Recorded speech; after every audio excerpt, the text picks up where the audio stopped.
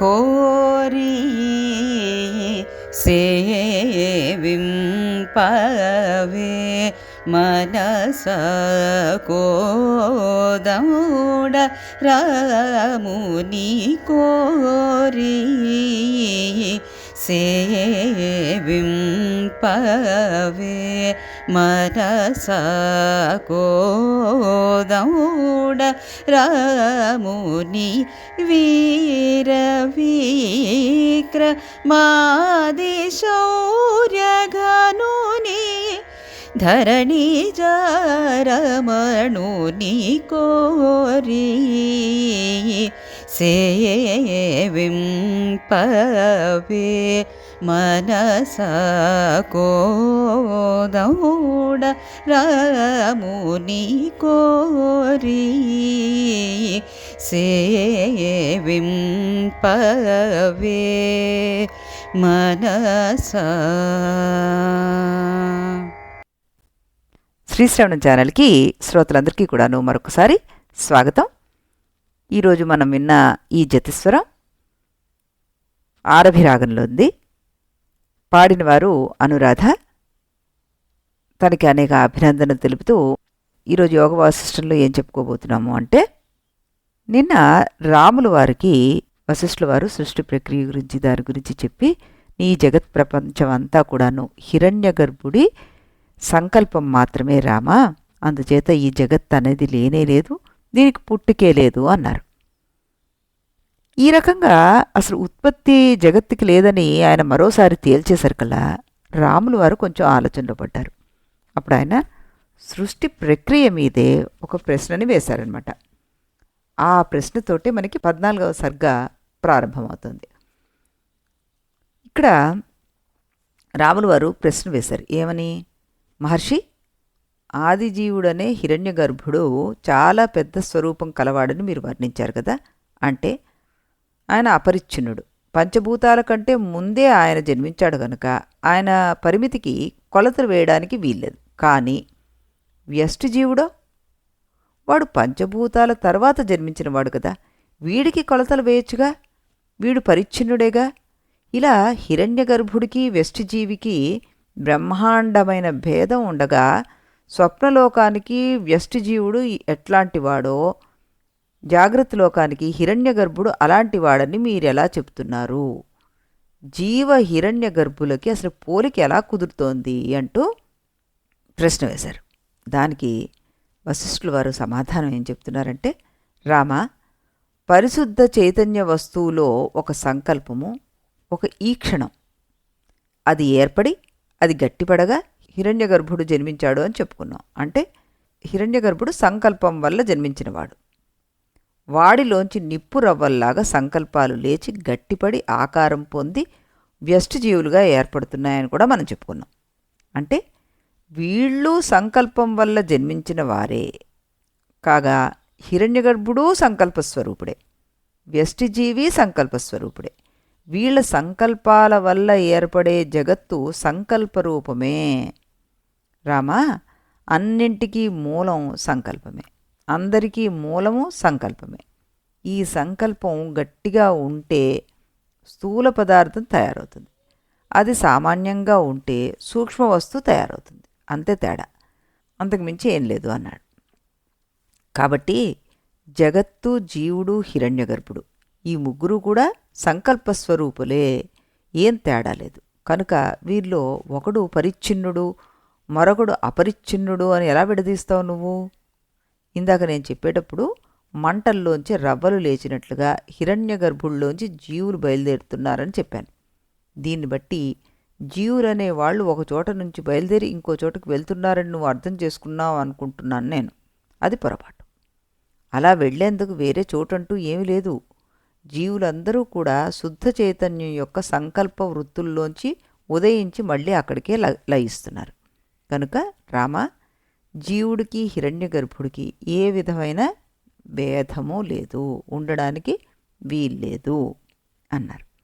అనగానే రాములు వారు వెంటనే ఏమంటున్నారు? గురుదేవా, ఒప్పుకుంటున్నాను, వ్యష్టిజీవికి సమిష్టిజీవికి తేడా లేదు. అయితే వ్యష్టిజీవులకు భోగేచ్ఛ కనిపిస్తోంది. దీన్ని బట్టి సమష్టి జీవి కూడా భోగేచ్ఛ కలవాడు అవ్వాలి కదా. దీనికి ఒప్పుకుంటారా మీరు? మీ సమష్టి జీవుడనే హిరణ్యగర్భుడు అనంత శక్తి సంపన్నుడు, సత్యకాముడు, సత్యసంకల్పుడు, ఇలాంటి గుణాలు ఆయనకి చాలా ఉన్నాయని వేదాల్లో ఉంది. మరి వాడు జీవుడు ఒకటే అయితే సామాన్య జీవుడికి కూడా ఆ సత్యకామాది లక్షణాలన్నీ సరిపోతాయని మీరు వాదిస్తారా అంటూ పెద్ద ప్రశ్న వేశారు. దానికి వశిష్ఠులు వారు ఏమంటున్నారు? రామా, అలాంటి వాదాలు మేము చెయ్యం. చెప్పింది సరిగ్గా నువ్వే వినట్లేదు, మళ్ళీ చెప్తాను విను. బ్రహ్మ మొదట ఒక రకమైన సంకల్పం చేసి దానివల్ల సత్యకామాది గుణవిశిష్టుడైన హిరణ్యగర్భుడిగా ఏర్పడ్డాడు. ఆ తర్వాత బ్రహ్మయే హిరణ్యగర్భుడి ద్వారా వ్యష్టిజీవుడిగా కావాలని సంకల్పించాడు. అంటే సమష్టజీవుడు కావాలనుకున్నప్పుడు ఉన్న సంకల్పం వేరు, వ్యష్టిజీవుడు కావాలనుకున్నప్పుడు ఉన్న సంకల్పం వేరు. సంకల్పాలు వేరువేరుగా ఉంటే ఫలితాలు ఒకే రకంగా ఎలా ఉంటాయి? అసంభవం కదది. అందుకే సమష్టిజీవి ఆ గుణాలతో పుట్టాడు, వ్యష్టిజీవి ఈ గుణాలతో పుట్టాడు. అందుచేత ఒకడికి భోగేచ్ఛ ఉంటే మరొకడి కూడా అదే ఉండి తీరాలని నియమం లేదు. అలాగే ఒకడికి మహాశక్తి ఉంటే రెండవ వాడికి కూడా అలాగే ఉండాలని నియమం లేదు. రామా, సమష్టి జీవుడి పనులు సంకల్ప మాత్రం చేతనే నెరవేరుతాయి. వ్యష్టిజీవుల పనులు సాధనాల చేత, ప్రయత్నం చేత నెరవేరుతాయి. ఎందుకంటే వారి వారి సంకల్పాలు అలా ఉన్నాయి కాబట్టి అని చెప్పారు. అప్పుడు రాముడు అన్నారు, కొందరు మహానుభావులు అసలు ఏ ప్రయత్నం లేకుండానే పనులు చేసి చూపిస్తున్నారు కదా, వాళ్ళు వ్యష్టిజీవులే కదా అని అడిగారు. అప్పుడు వశిష్ఠులు అన్నారు, అక్కడ సమష్టి జీవుడి సంకల్పమే పనిచేస్తోందని గ్రహించాలి. ఈ మహర్షి యొక్క సంకల్పం సిద్ధించుగాక అని సమష్టి జీవుడు సంకల్పిస్తే అది అలా జరుగుతుంది. రామా, నిజానికి వ్యష్టిజీవ సమిష్ట జీవులకు భేదం లేదని నేనంటే సంకల్ప భేదం ఉందని నువ్వు నిరూపించాలని అనుకుంటున్నావు. ఈ సంకల్ప భేదం ఉంది, కానీ అది వారిలో వస్తుభేదాన్ని కలిగించలేదు. ఇదే అర్థం కావాలంటే నీకు జీవుడంటే ఏమిటో, ప్రాణం అంటే ఏమిటో, ఇంద్రియం అంటే ఏమిటో తెలియాలి, చెప్తాను విను అన్నారు. అప్పుడు రాముడు శ్రద్ధగా వినడం మొదలుపెట్టారన్నమాట. రామా, చైతన్యంలో అహంకారం చేరితే అప్పుడు ఆ చైతన్యం జీవుడవుతుంది, వీడు కర్త అవుతాడు. చైతన్యంలో కదలిక అంటే స్పందన ఏర్పడితే అప్పుడు అది ప్రాణమవుతుంది, అది క్రియ. కర్త యొక్క ధర్మమే క్రియ. ధర్మానికి ధర్మికి తేడా ఉండదు. అందుచేత జీవుడికి ప్రాణానికి తేడా లేదు. జీవత్వాన్ని పొందిన చైతన్యానికి ఉపాధి మనస్సు. ఆ మనస్సే ఆయా గోళాలలో ఉన్నప్పుడు ఆయా ఇంద్రియంగా పిలువబడుతూ ఉంటుంది. ఇప్పుడు రామా, ఉపాధి భేదాన్ని బట్టి పై వాటిలో గుణభేదం ఏర్పడుతుంది, అంతేకాని వస్తుభేదం ఎక్కడా లేదు. లేని భేదం ఉన్నట్లుగా కనిపిస్తుంది మనకి. పల్లవాంతరలేకౌగా సన్నివేశ పదాతతం అంటే ఏంటర్థం? ఒక చిగురుటాకును తీసుకుని దాన్ని బోర్లించు, అది మొత్తం ఆకే, కానీ దాని వెనకాల ఉన్న ఈనెలు చూపించి ఇదేమిటి అంటే ఈనెలు అంటాం, కానీ ఆకు అని అనం. అలా అన్నంత మాత్రం చేతనే ఈయన వేరు ఆకు వేరు అని చెప్పడానికి వీల్లేదు. బ్రహ్మ ఆకైతే ప్రపంచం ఈయనే. ఇవి వేరుగా కనిపిస్తాయి కానీ వేరు కాదు. ఈ విషయాలు వాదన ద్వారా కంటే నీకు చక్కటి కథ చెప్తాను, ఆ కథ ద్వారా విను నువ్వు. దాని పేరే లీలోపాఖ్యానము అంటూ లీలోపాఖ్యానాన్ని చెప్పడం మొదలుపెట్టారనమాట. మనం కూడా దాన్ని శ్రద్ధగా విందాం. ఈ కథ ఎంత సుదీర్ఘంగా ఉంటుంది అంటే 46 సర్గల పాటు సాగిపోతుంది. దీన్ని మరొక రకంగా మండపోఖ్యానము అని కూడా పిలుస్తుంటారు. ఇందులో చాలా సొగసైన కవితామయమైన వర్ణనలున్నాయి, మంచి పట్టైన తత్వ చర్చలు కూడా ఉన్నాయి. మనం విషయ ప్రధానంగా సంగ్రహంగానే ఇక్కడ కథ చెప్పుకుందాం అంటున్నారు రచయిత.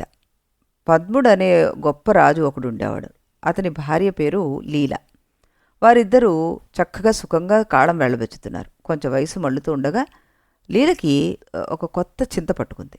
నా భర్త నేను ఎంతో అన్యోన్యంగా ఉన్నాం, ముసలివాళ్ళు అయిపోతున్నాం, ఇంకేంటి సుఖం మాకు, నా భర్త మరణిస్తే నేను ఎలా తట్టుకోవాలి అని. మహారాణి లీల దేశంలో గొప్ప గొప్ప బ్రాహ్మణులందరినీ పిలిచి సమావేశపరిచి మానవులకు మరణం లేకుండా ఉండే ఉపాయం చెప్పండి అని అడిగింది. వాళ్ళు ఆమె చేసిన సత్కారాలకు చాలా మొహమాట పడ్డప్పటికీ అసలు విషయం మాత్రం కుండ బద్దలు కొట్టినట్టుగా తేల్చి చెప్పేశారు. ఏమని? మహారాణి, పుట్టినవాడు గిట్టక తప్పదు, ఏ తపస్సులు దాన్ని ఆపలేవు అన్నట్ట. అది విన్న లీల కొత్త ఆలోచనలు మొదలుపెట్టింది.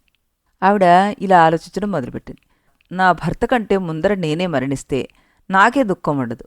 ఒకవేళ నా భర్త నాకంటే ముందుగా మరణిస్తే ఆ మరణించే జీవుడు నా ఇంటి నుంచి బయటకు పోకూడదు. ఆ జీవుడు నా ఇంట్లోనే తిరుగుతూ ఉంటే మేమిద్దరం ఒకరినొకరు చూసుకుంటూ ఉంటాం. ఇలా నా మరణం దాకా జరిగితే నా కోరిక తీరుతుంది. ఇలాంటి శక్తిని నా ఇష్టదైవమైన సరస్వతీదేవి మాత్రమే ఇవ్వగలదు. కనుక ఇవాళ నుంచి ఘోర నియమాలతో ఆ దేవిని ఆరాధిస్తాను.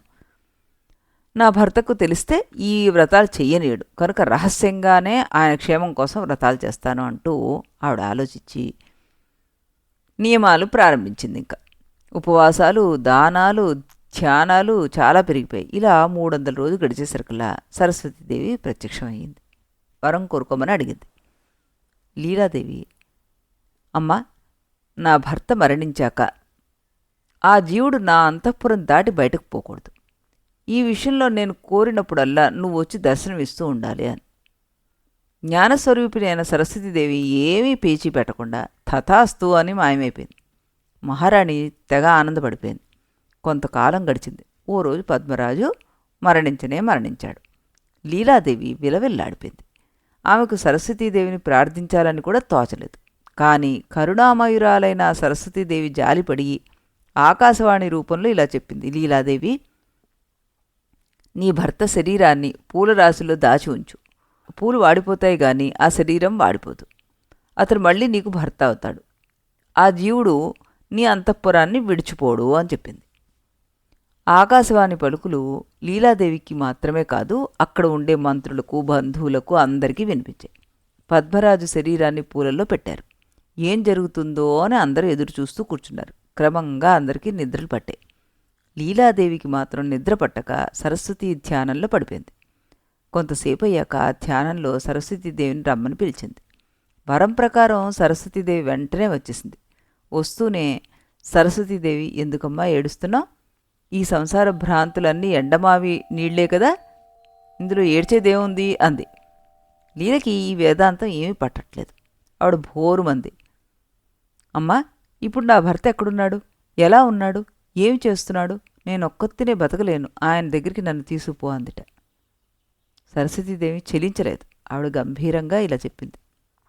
వరానన్నా, 3 రకాల ఆకాశాలున్నాయమ్మా. అందులో ఒకటి చిత్తాకాశము, రెండోది చిదాకాశము, మూడోది మామూలు ఆకాశం.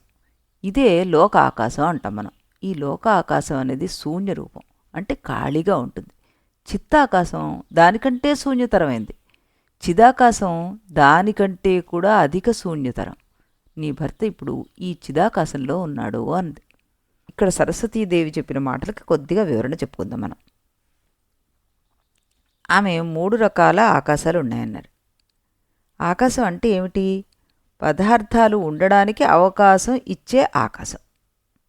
ఈ లక్షణం మనకు లోకంలో కనిపించే ఈ లోకాకాశానికి బాగా పడుతుందన్నమాట. ఈ ఆకాశం ఎక్కడుంది?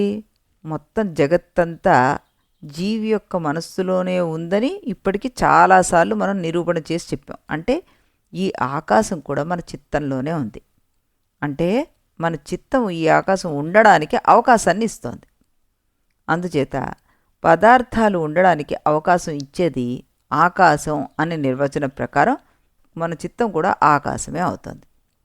అందుచేత చిత్తాన్ని చిత్తాకాశం అన్నాం. ఇప్పుడు 2 ఆకాశాలు మనకు బయలుదేరాయి. ఒకటి లోకాకాశం, రెండవది చిత్తాకాశం. వీటిలో లోకాకాశం వెళ్ళి చిత్తాకాశంలో ఉంది. కనుక లోకాకాశం కంటే చిత్తాకాశం అధికంగా సూక్ష్మమని, అధికంగా శూన్యమని చెప్పాలి. మన చిత్తం ఎక్కడ ఉంది? అది శుద్ధ చైతన్యంలో ఉంది. కనుక శుద్ధ చైతన్యం చిత్తమనే పదార్థాన్ని ఉండడానికి అవకాశాన్ని ఇస్తుంది. కాబట్టి మన నిర్వచన ప్రకారము చైతన్యం కూడా ఒక ఆకాశమే అవుతుంది. దాన్నే చిదాకాశం అంటారు. ఇది చిత్తాకాశాన్ని ధరిస్తుంది కనుక దానికంటే కూడా అధికమైన సూక్ష్మంది, అధిక శూన్యంది కూడా. ఈ వివరణ మనస్సులో పెట్టుకుని సరస్వతీదేవి నీ భర్త చిదాకాశంలో ఉన్నాడు అని చెప్పింది. మళ్ళీ ఏమని చెప్తున్నారు ఆవిడ? లీలా, నా భర్త ఎక్కడున్నాడు, ఏం చేస్తున్నాడు అని చాలా అడిగావు. అన్నిటికీ ఒకటే సమాధానం, చిదాకాశం అని. నీ భర్త చిదాకాశంలో ఉన్నాడు, చిదాకాశంగా ఉన్నాడు కూడాను. చిదాకాశాన్నే ఏకాగ్రంగా నువ్వు భావన చెయ్యాలి. అది నీకు అప్పుడు కనిపిస్తుంది. నువ్వు దాంట్లో వెళ్ళి దాన్ని అనుభవించగలుగుతావు. ఇప్పుడు మళ్ళీ ఈ చిదాకాశం అంటే ఏమిటి అని అడుగుతావేమో విను అంటూ ఆవిడ చెప్పడం మొదలుపెట్టారు. ఇందాక మనం చెప్పుకున్నది మన కోసం చెప్పుకున్న ఎక్స్ప్లెనేషన్. ఏది? చిత్తాకాశము, చిదాకాశము, లోకాకాశము ఒకదాంట్లో ఒకటి ఏ విధంగా ఇమిడిపోయి ఉంటాయన్నది. ఇప్పుడు లీలకి సరస్వతీదేవి అని చెప్తున్నారో విందాం. దేశాద్దేశాంతర ప్రాప్తో సంవిదో మధ్యమేవ యత్ నిమేషేణ చిదాకాశం తద్విద్ధి వరవర్ణిని. లీలా, దీనికి కొంత వివరణ చెప్పుకోవాలి. ఇది వేదాంత విద్యలో ప్రధానమైన శ్లోకాల్లో ఒకటి అని చెప్పారు. ఇంతకీ ఈ శ్లోకం ఎందులో ఉంది? మనకి సర్గ 17లో 12వ శ్లోకం అనమాట. దీనిలో చిదాకాశాన్ని గురించి విస్పష్టంగా నిర్వచిస్తున్నారు. సంవిత్ అంటే చిత్తవృత్తి. ఇప్పటికీ మనం చెప్పుకున్నాం. అంటే మనస్సు, ఆలోచన. మనస్సులో మొదట కుండ గురించి ఒక ఆలోచన వచ్చింది అనుకుందాం. ఇంతలో చెట్టు గురించి మరో ఆలోచన వచ్చింది అనుకుందాం. చిత్తవృత్తి కుండ నుంచి చెట్టు దగ్గరికి పోవడానికి ఎంత సమయం కావాలి? ఓ నిమిషం చాలు. ఇక్కడ నిమిషం అంటే చాలా అల్ప సమయం అని భావం, అంతే. అలా అత్యంత అల్ప సమయంలో చిత్తవృత్తి కుండ దగ్గర నుంచి చెట్టు దగ్గరికి పోయేటప్పుడు మధ్యలో ఏముంది అంటే ఈ ఆలోచనకి మధ్యలో మామూలు ఆకాశం ఉందని చెప్పడానికి వీల్లేదు. ఎందుకంటే మనస్సు మధ్యలో మామూలు ఆకాశం ఉండేందుకు వీల్లేదు కదా. కనుక కుండ అనే ఆలోచనకి చెట్టు అనే ఆలోచనలకి మధ్యలో వచ్చేది ఏముంది? ఇప్పుడు చిదాకాశం, చిత్తు నుంచి వచ్చిన ఆకాశం, మామూలు బయట కనబడే లౌకిక ఆకాశం కాదనమాట. ఒకడికి ముందు దుఃఖం వచ్చింది, అంతలోనే సంతోషం వచ్చింది. ఈ దుఃఖానికి సంతోషానికి మధ్యలో దుఃఖము సంతోషము రెండూ కానిది ఏదో ఒకటి ఉండి తీరాలి కదా. అదిగో మళ్ళీ ఆ ఖాళీ స్థలమే ఈ చిదాకాశం. దీన్నే మరో రకంగా కూడా మనం చెప్పుకోవచ్చు. ఒకడు వేసవి కాలంలో రాత్రిపూట డాబా మీద పడుకున్నాడు. అర్ధరాత్రి మెలకు వచ్చి కళ్ళు తెరిచి చూసేసరికల్లా ఆకాశంలో చందమామ కనిపించాడు. కళ్ళు తెరిచిన తర్వాత చందమామను చూడ్డానికి ఎంతసేపు పట్టింది? ఓ క్షణం. ఆ క్షణకాలంలో పరబ్రహ్మ యొక్క పరిస్థితి ఏంటి? ఇటు నీ హృదయంలో చిత్తవృత్తి ఆకారంలో ఉంది, అటు ఆకాశంలో చంద్రుడి ఆకారంలో కూడా ఉంది. మరి చంద్రుడికి నీ చిత్తానికి మధ్యలో ఆ క్షణంలో పరబ్రహ్మ యొక్క స్థితి ఏమిటి? అక్కడ బ్రహ్మ నిరాకారంగా ఉంది. ఆ నిరాకార బ్రహ్మస్వరూపం పేరే చిదాకాశం. లీలా, ఇలాంటి చిదాకాశాన్ని నువ్వు అందుకోవాలనుకుంటే దానికి ఒకటే ఒక ఉపాయం. నీలో గల సంకల్పాలన్నీ నువ్వు తొలగించు, అంటే చిత్తవృత్తులన్నీ తొలగించేసుకో. అప్పుడు నీ పరిస్థితి ఏమిటి? నీలో కుండ చిత్తవృత్తి లేదు, చెట్టు చిత్తవృత్తి లేదు. ఇక మిగిలిందేంటి? రెండింటిని మైనస్ చేస్తే ఆ మధ్యలో ఉన్న చిదాకాశం ఒకటి ఉండిపోయింది. అదే నువ్వైపోతావు. లీలా, ఈ మాటను మరొక రకంగా కూడా నేను చెప్పచ్చు. నీకు చిదాకాశంలో సుస్థిరమైన స్థితి లభించాలంటే ఈ జగత్తు బొత్తిగా లేకుండా పోవాలి. జగత్ అంటే ఏమిటి? నీ సంకల్పాలే జగత్తు. నీ సంకల్పాలు నీ వాసనల వల్ల అవి వస్తాయి. ఈ వాసనలు అవిద్య వల్ల వస్తాయి. కనుక నీలో ఉన్న అవిద్యను తొలగించుకో. నీకు జగత్తు అనేది పూర్తిగా లేకుండా పోతుంది. దానికోసం నువ్వు కృషి చెయ్యి అని చెప్పారు. ఇంకా అన్నారు ఆవిడ, లీలా, చిదాకాశంలోకి వెళ్ళాలంటే ఇది ఒక్కటే మార్గం, వేరే మార్గం ఏమీ లేదు. ఈ మార్గం అంత తేలిక కూడా కాదు, కానీ వరప్రభావం వల్ల నీకు సులభంగా లభిస్తుంది, ప్రయత్నం చెయ్యి అని చెప్పారు. మరి ఈ లీల తన భర్త యొక్క వియోగాన్ని భరిస్తూ ఈ చిదాకాశం కోసం ప్రయత్నం చేసిందా లేదా? ఈ విషయాన్ని మనం రేపటి ఎపిసోడ్లో తెలుసుకుందాం. మరొక రామకీర్తనని విని యోగ వాసిష్ఠ కథని చెప్పుకుందాం. అంతవరకు సెలవు.